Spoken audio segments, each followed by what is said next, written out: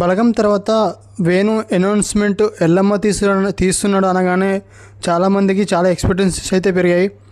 మెయిన్గా hero final కాకముందుకే, heroine final కాకముందుకే రకరకాలుగా వార్తలు నితిన్ అని, ఇక నాని అని చాలా అనుకున్నారు. కానీ ఫైనల్గా దేవిశ్రీ ప్రసాద్ ఫైనల్ అయ్యారని మనకు ఈ గ్లిమ్స్ ద్వారా అర్థమవుతుంది.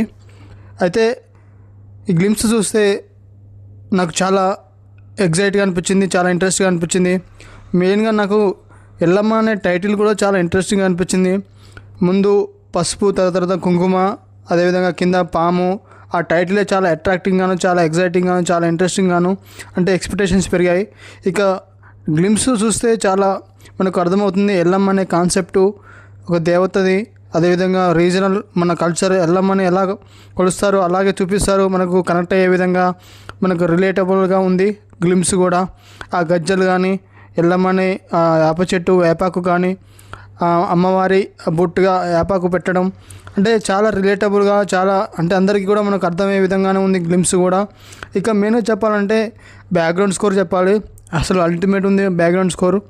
జస్ట్ మనకు గ్లిమ్స్ ఏ విధంగా ఉంటే ఇక టైటిల్ అంటే మొత్తం మీద సినిమా ఎలా ఉండబోతుందో మనకు అర్థమైపోతుంది. సినిమా చాలా డెవోషనల్గాను, చాలా అంటే మనకు చాలా హార్ట్ఫుల్గా అనిపించింది నాకైతే. చూడాలి మరి దేవిశ్రీ ప్రసాద్ తన మ్యూజిక్ అదేవిధంగా హీరోగా ఎంట్రీ ఇస్తున్నాడు.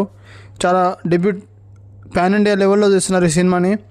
అయితే నాకు దేవిశ్రీ ప్రసాద్ మరి క్యారెక్టర్ సూట్ అవుతాడా అంటే ఖచ్చితంగా ఈ క్యారెక్టర్కి అతను సూట్ అవుతాడు. అంటే లాంగ్ జుట్టు, గజ్జలు, తన మ్యూజిక్, తన ఎక్స్ప్రెషన్స్ కూడా చాలా బాగా సెట్ అయ్యాయి అనిపించింది ఆ గేమ్స్లో. సో చూడాలి వేణు ఎలా తీస్తాడో మరి ముందు. గ్లిమ్స్ అయితే సాటిస్ఫాక్షన్ అనిపించింది, ఎక్స్పెక్టేషన్స్ అయితే పెరిగాయి. మీకేమనిపించిందో కామెంట్ చేయండి, లైక్ చేయండి, సబ్స్క్రైబ్ చేసుకోండి. Thank you for the watching.